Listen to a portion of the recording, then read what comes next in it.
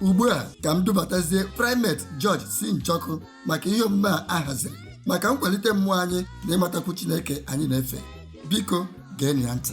Welcome to Wisdom of Christ and Deeper Senses of Life. Ụmụnna m, ana m anabata ihe mmemme anyị WDS, Wisdom of Christ and Deeper Senses of Life.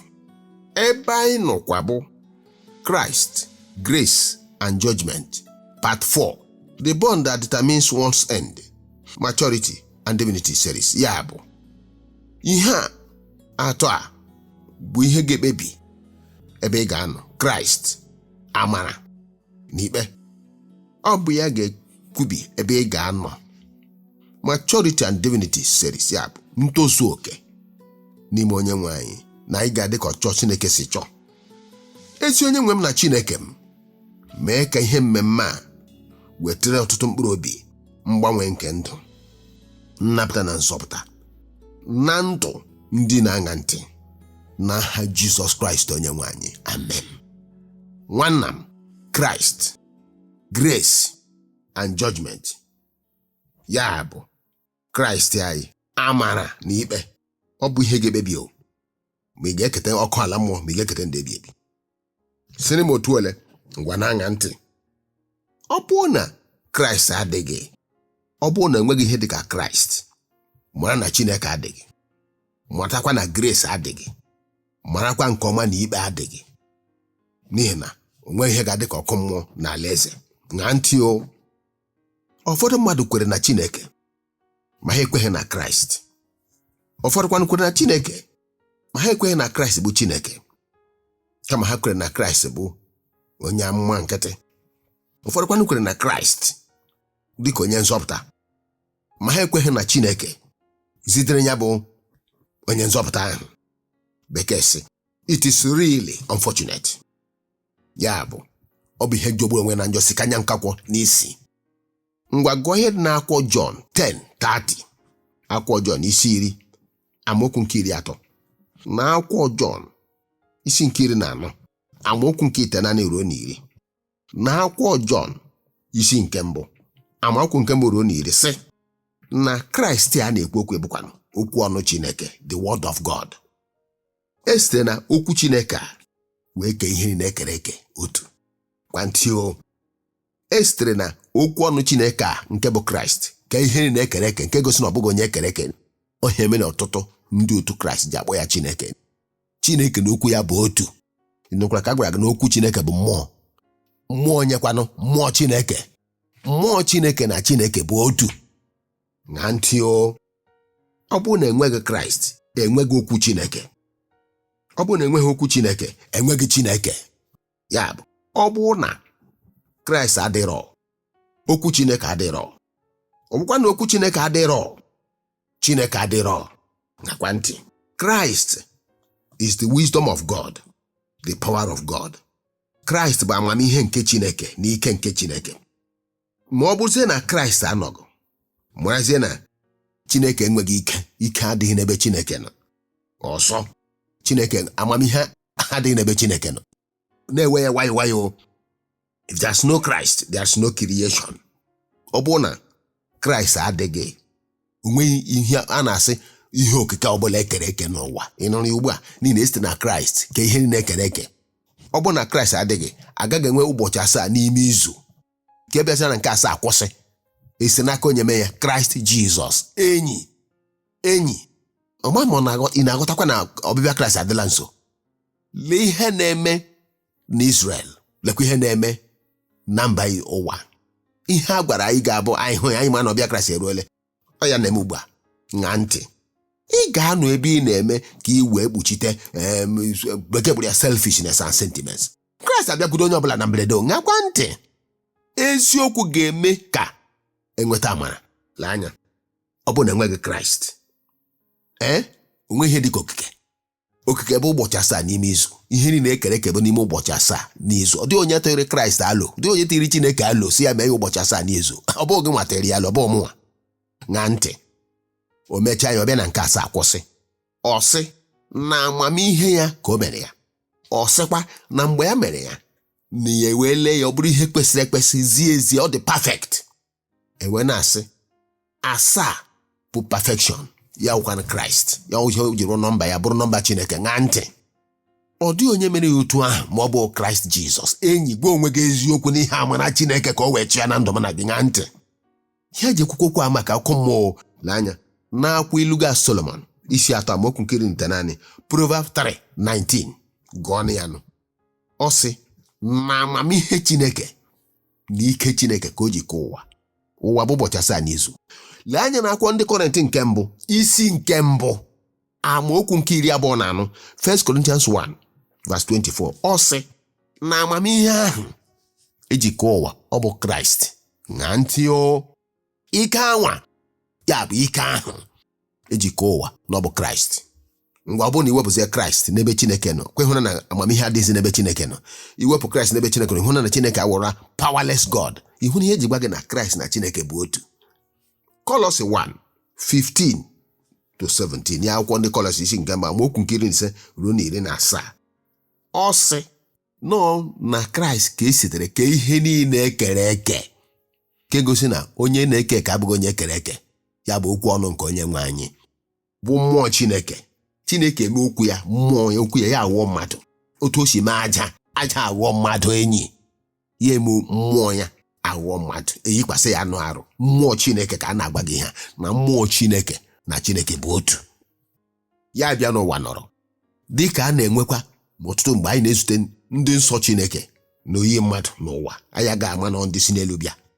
Lisina, Bekee kwuru, ezi enyi m onye na-aṅa m ntị, ọ bụrụ na ị kwere na Kraịst, ị ga-ekweta na Chineke. Ọ bụkwa na ị kwere na Chineke, ị ga-ekwetere na Kraịst. Ọzọ, ị ga-ekwete na grace ya wa amara. Ọzọ, ị ga-ekwetekwa na judgment ya wa ikpe. Judgment is the last resort. Ya bụ judgment wo nke ikpeazụ ya. Gị meta ihe amara, gị gbanara ikpe. Ị metakwana ihe amara, gị zute ikpe. Ị mere nke ọma, ma mere nke ọjọọ, ị ga-akwụ n'ihu ikpe Chineke. Kwena igbe ọ the last one, the last resort. Onweghị onye ga-asị gị na ikpe agaghị adị. Ikpe ga-adị mgbe ọbụla mmadụ nwụsịrị, ikpe sote ya. Hebrew 9:27. Ikpe agwanụ ga-abụrịrị in one's favor or against. Ma ọ bụrụ na ikpe ga-ama gị, ya bụ na ikpe ahụ ga-alara gị site na amara Chineke. Ma ọkwanụ ya guzogide gị, ị ga-esi anya guzogide gị mgbe na-aṅa ntị otu ikpe ahụ ga-esi guzogide gị. Lee ihe dị n'akwụkwọ ndị Revelation ya wakwo mkpughe isi 22 amaokwu nke 13 ruo na 14. Revelation chapter 22 verses 13-14. Daniel 12:2-3 ya akwụkwọ Daniel isi 12 amaokwu nke 2 ruo na 3. Ị ga-ekweterịrị na amara ma ọ bụ na ị kwere na Kraịst. N'ihi gịnị? N'ihi na ọ dịghị onye ọbụla zuru oke karịa naanị Chineke. Nkwuwe ya ọzọ, ọ dịghị onye ọbụla zuru oke karịkwa naanị Kraịst Chineke bụ okwu ọnụ Chineke. Na okwu ọnụ Chineke zuru oke. Chefuole na okwu ọnụ Chineke dị ọcha. Akwụkwọ nsọ kwuru ya n'akwụkwọ Abụọma 119 gbadaba 142 gụrụ gaba. Ọ bụ site na amara Chineke ka ụfọdụ n'ime anyị bụ ụmụ Chineke ji bụrụ ụmụ Chineke taa. It is by His grace that some of us are children of God. Anyị abụghị ụmụ Chineke taa n'ihi na anyị malitere n'ụtụtụ meme ezi omume ma ọ bụ ike nke ịdị nsọ. Ọ bụ site na amara Chineke. He forgave our sins and gave us His Holy Spirit to continue in this kingdom project. Ịhụna mgbe ọ gbaghara mmehie anyị, ya enye anyị mmụọ nsọ. Amụgharị ya otu n'ime anyị site na mmiri na mmụọ nsọ. Ṅaa ntị o, akwụkwọ nsọ sị na Kraịst ga-eji mmụọ nsọ mee ndị ya baptizim. O wee bụrụ na mgbe ọ gbaghara mmehie anyị, onweghị onye zuru oke karịa ya nwa. Ọ sị ewezụga Chineke, ọ dịghị onye ga-abịakwute nwe Kraịst. Ewezụkwa na amara Kraịst dị, ya bụ amara Chineke. Ị gaghị asị na gị na Chineke ịmatara Chineke. Ihe ndị a bụ site na amara. Na-aṅa ntị, brethren, Bekee kwuru, nwanna m, onweghị otu anyị ga-esi wepụ nwa amara, ya bụ grace. Onwekwunu otu anyị ga-esi site na amara wepụ ihe niile Kraịst na-egosi through grace and rule out all that Christ represents. Mgbe ha ya bana na aghụghọ ihe niile Kraịst na-egosipụta gị ji amara bi ha sị na ịnọ na amara, ọ ga-akụkwa akụ, ị gakwa ala n'iyi. Na ntị, lee anya ihe Kraịst gosiri. Kraịst pụtara ahụhụ ka a na-ahụ n'ime ya.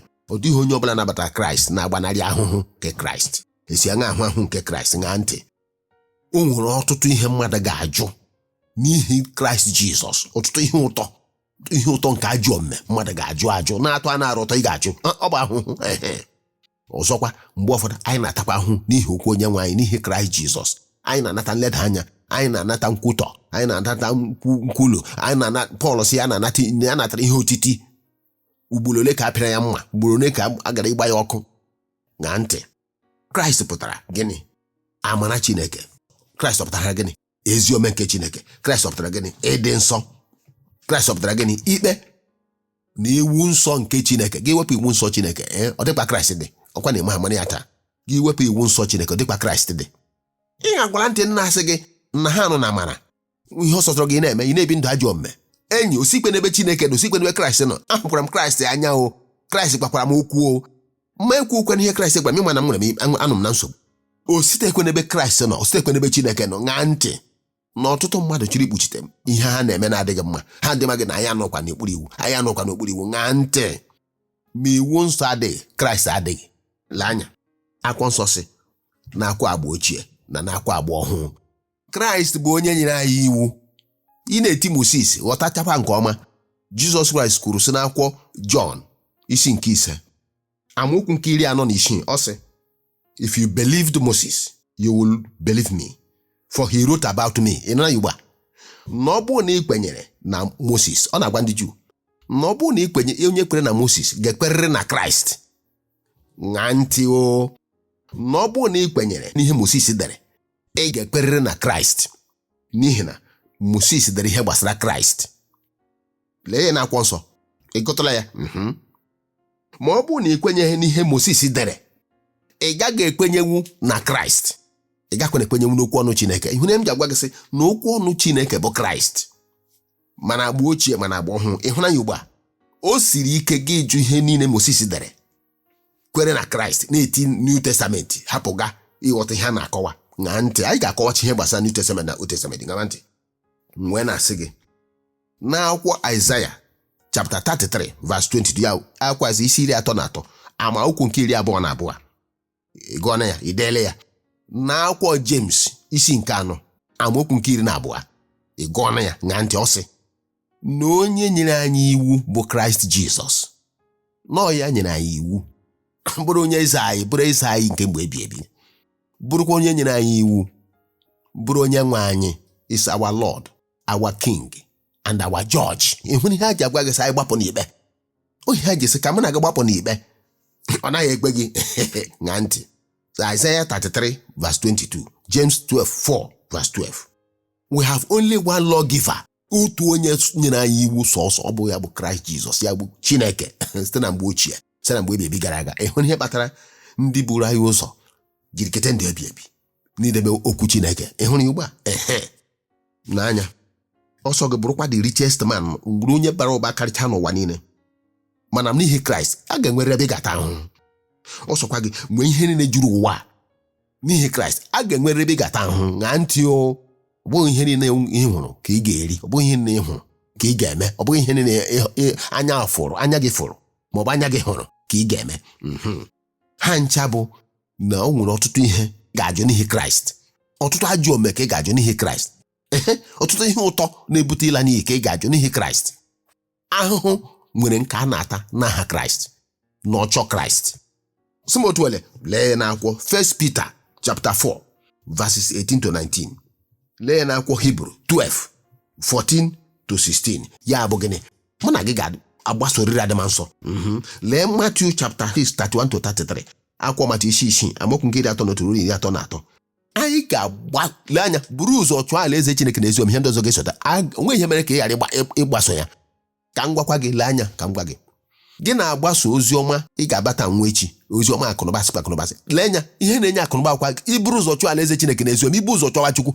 Chineke adakwa agharịpụ mmadụ. Ọ dịghị agharịpụ mmadụ. Ọ ma ihe gụrụ gị agụ, ọ ma ihe kwesịrị gị, ọ ma ihe ruru gị. It's not a wicked God.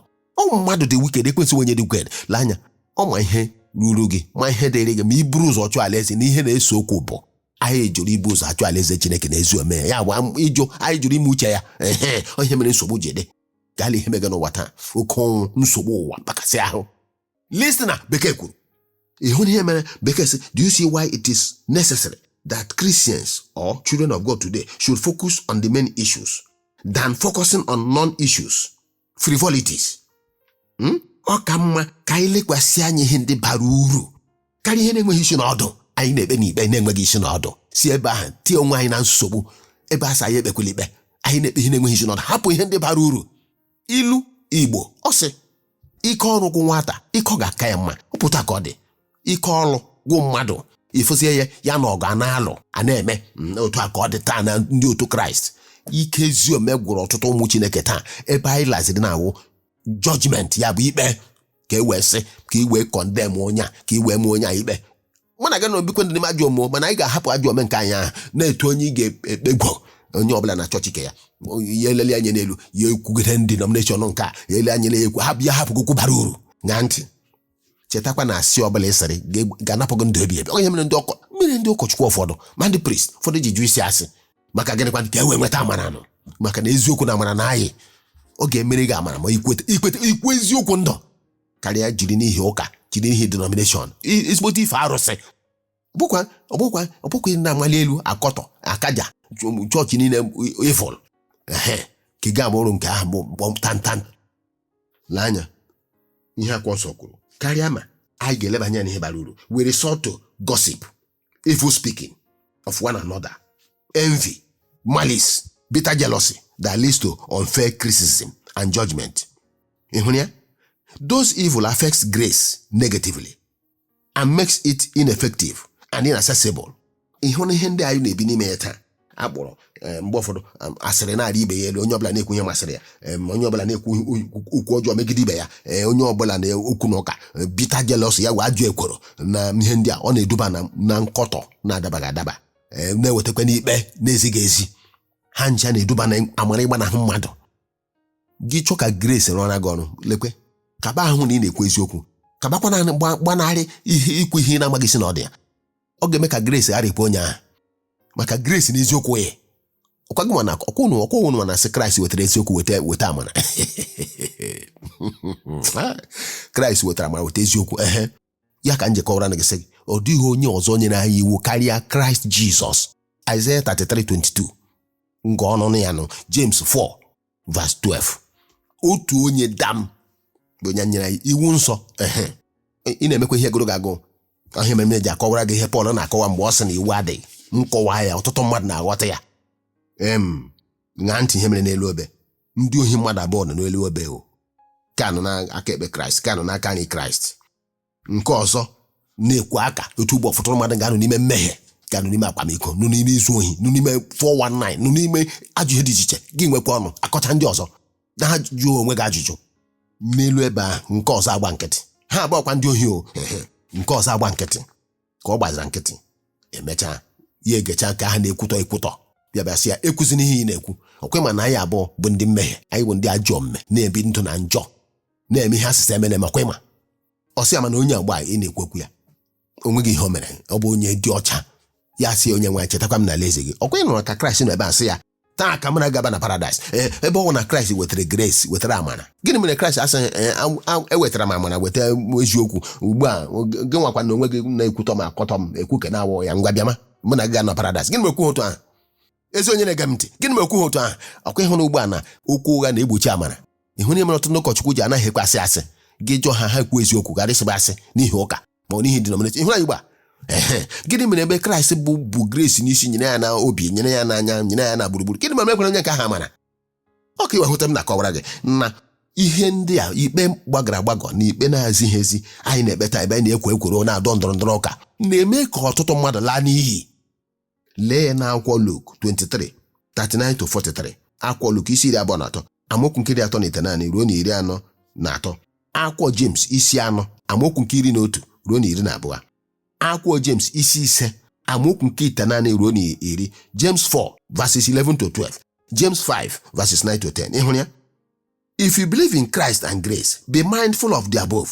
Ọ bụrụ na ị kwere na Christ, kwerekwe na amara, kpachapụ anya n'ihe a na-ekwu ugbu a, eziokwu ndụ gbasatara judgment, criticizing, condemning wrongly. Ị na-ekwu ihe na-amaghị. Na ntị Kraịst buru ibu. Lee anya, ọ bụrụ na ịchọka emere gị ebere, lee anya ihe na-eme ka grace ghara ịdị ire ṅaa ntị. Ọ na-egbochi amara, ọ na-blọk grace.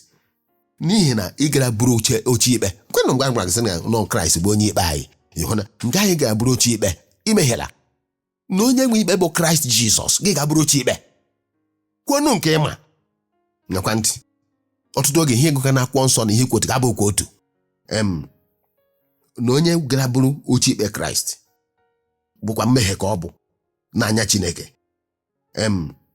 Echetara m mgbe ahụ, mgbe ụfọdụ ụka ndị na-asị amụgharị anyị ọzọ na ndị na-asị amụgharị ihe anyị ọzọ ṅaa ntị o. Ụfọdụ sị mgbe ahụ nọ ma anyị dị n'obere nụ ma mgbe anyị pụtakwara m okorobịa, ihe ga-anọ bụ vision, prophecy, miracle. Ihe ndị ahụ agaala ọnụọzi, enweghịzi ọzọ. Onye ọbụla nke nọ n'ime ihe ndị otu ahụ, Kraịst agaala n'elu ebe buru ihe niile ndị bufushi akpamkpam. Mmadụ onwekwa ihe dịka ịhụ ọhụ, onwekwa ihe dịka ibu amụma, onwekwa ihe dịka ịrọ nrọ, onwekwa ihe dịka nke a na nke ọzọ. Enyi ṅaa ntị na mmadụ ikpe mmadụ m akarịala ebe asịbara gasị. O teghị aka ndị otu ahụ, ndị otu ụka ndị ahụ na-ekwu ncha n'ọnụ ha site na ihe ndị agala, ọ ha bụzi ndị isi nyere anabata.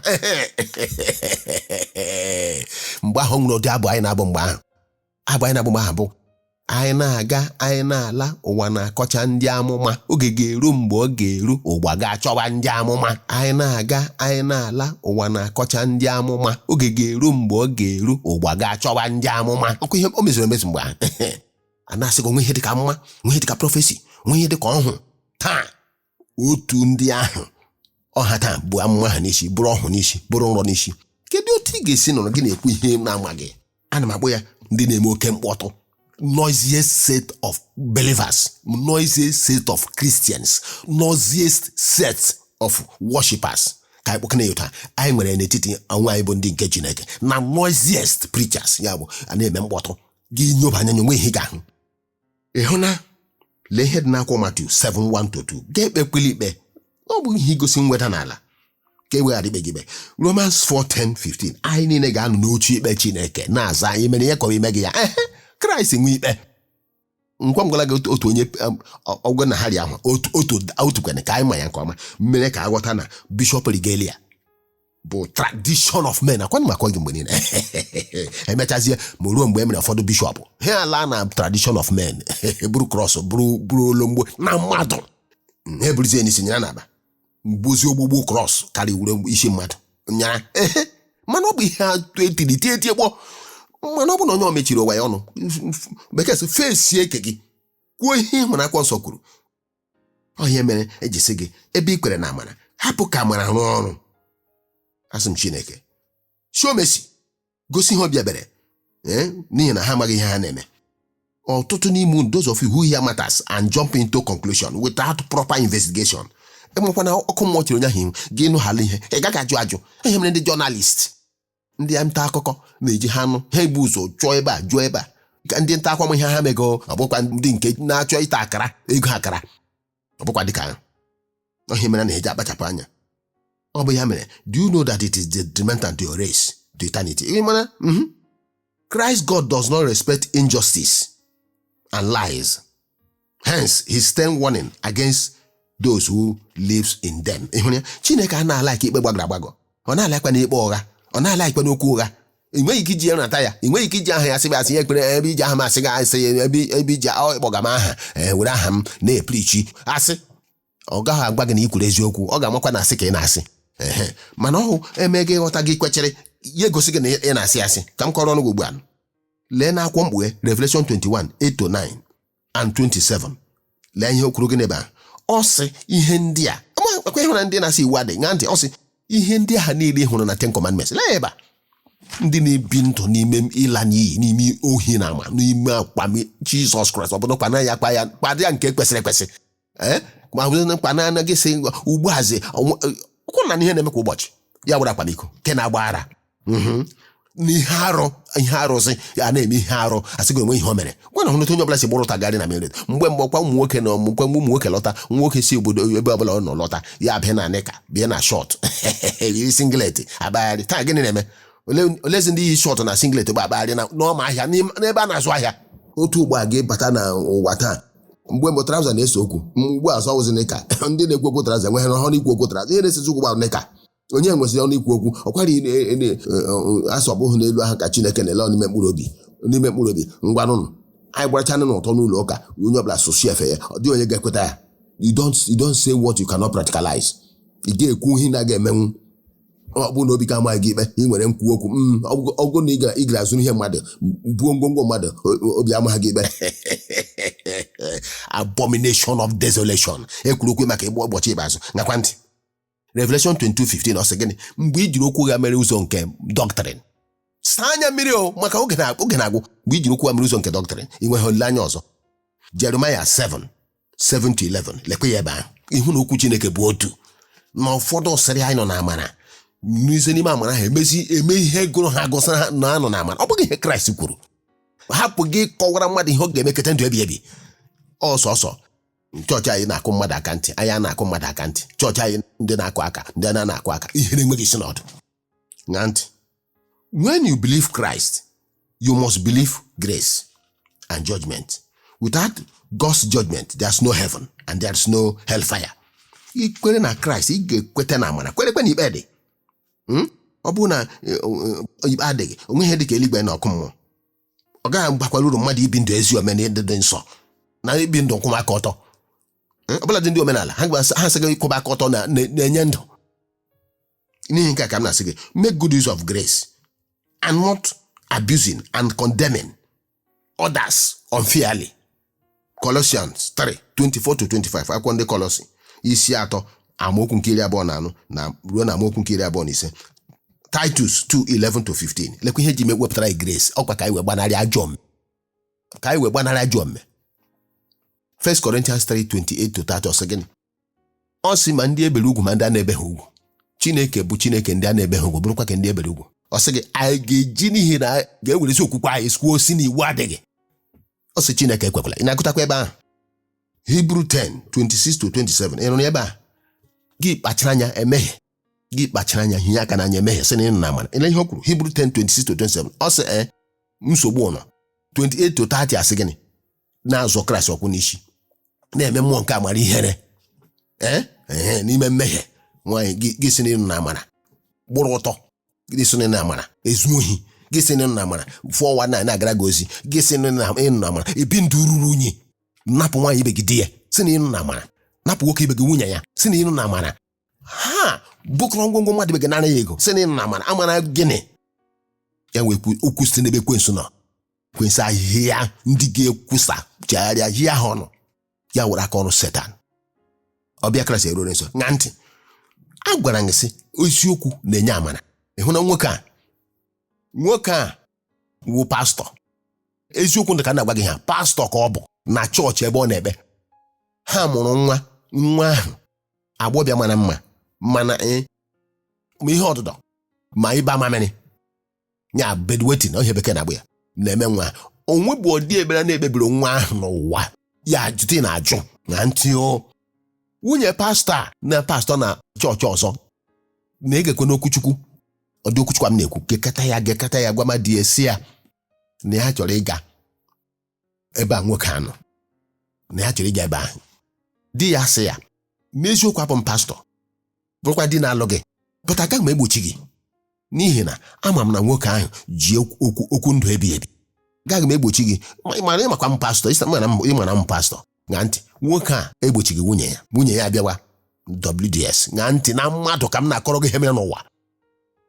Ị ma na Chineke lele nwoke anya na nweta n'ala ya na otu o si gosi na ọwụ ya na-alụ nwaanyị a mana ya abụghị Chineke nwaanyị a na ọ bụghị ya nwa abụghị Chineke nke nwaanyị a. Onye eziokwu na ya na-alụ ya nwaanyị a wee bịa enyi ga-ekweta ukwu a ama m na ị gaghị ekweta. Nwaanyị a bịa ịmakwa ọ bụghị na ebedebeghị Chineke azaghị ya ọ wụ ọ chọghị ime ya ngakwa ntị. Ị ma ihe ahụ Kraịst na-ekpeghị eme ogologo arọ niile ị ma na ọwụ ozugbo ọ dịghị aka nwaanyị a batara ọdịghị aka ihe a na-eme nwaanyị akwụsị ele ihe mmụta ị nwere n'okwu a Kraịst emezie ya ịhụrụ ugbu a ya bụ ọ bụrụ na nwoke a gara kwechiri mmemme na ya wụ Chineke mụrụ onye kere eluigwe n'ụwa ma ihe ọ bụ naanị dị nwaanyị ahụ ọ kweghị na nzọpụta ha anaghị eru nwa ha aka gaa bụ otu lekwe nwatakịrị a ọ sị na nwanne ya nwoke wụ pastọ na chọọchị ọzọ. Ọ ka na-abata na WDS. O wee nọ na nwanne ya nwoke ụkọchukwu ahụ dara. Ya wụọ nkwubie na ntị ọ gbara isu. Ya anụ ya fere gawa ruo ebe ahụ ya were eziokwu. Ya chụkesi onye ọbụla sị ha chere. Ya ga-weta okwu ọnụ Chineke kwugide onye ọbụla na-ege ya ntị. Ya na-ekwu ihe niile ahụ ọ na-anụ n'okwu Chukwu. Kwugide ihe niile ahụ ọ na-anụ n'okwu Chukwu anụ na-ekwu. Kwuge ya ekwuchasị Chineke bịa gosi na ihe ndị a bụ eziokwu. Ya sị ndị mmadụ a na-eme ka a mara etu esi ebu ya gama mọchụarị. Ya sị ndị mmadụ biko kone ha mee ka gbawa ya ọnụ ha gbawa ya wee ya sị ihe a na-awụ ihe agba okwu ọnụ Chineke onwekwa ihe ọzọ. Enyi n'anya ha ebe ahụ pastọ emepe anya ya. Enyi ihe m na-agwa gị ihe mere life gị bịa ekekosigo onye ọ bụ enyela ihe mere ihe ahụ. Gịnị mere ihe ahụ? Ọ ka iwe hụ na Kraịst gbara gburugburu pastọ ahụ ekulite. Ị hụrụ isiokwu ịgba mgbe ọ rịkọvara nwetacha onwe ya ike ahụ ekuziere ya nwawa onye pastọ na Kraịst ya o nwere ka o si eme. Ị nụrụ ya ugbu a onye nwaanyị gozi unu debere m unu ugbu a na mgbe niile site na Jizọs Kraịst bụ onye nwaanyị. Amen.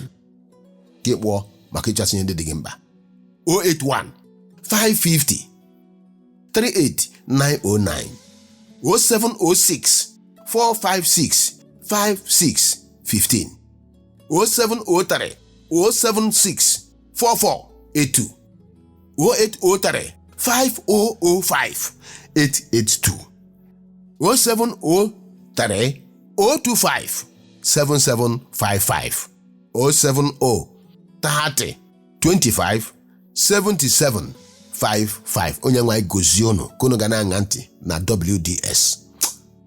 Mesaya Kraịst Jizọs mee ka eziokwu nwoke n'ọtụtụ obi ndị mmadụ ka ọtụtụ ndị mehieworo site n'okwu ọnụ site n'ikwu ihe ha na-amaghị ka enwe ike gbaghara ha ka ha wee nwee ohere ikete ndụ ebi ebi site na Jizọs Kraịst bụ onye nwaanyị. Amen and amen. Udo dịrị unu. Nke ahụ bụ Primate George C. Njoku n'ihe ome ahụ bụ Wisdom of Christ and Deeper Senses of Life WDS World Outreach. Chukwu gọzie gị dịka ị na-ege ntị n'ihe omume a.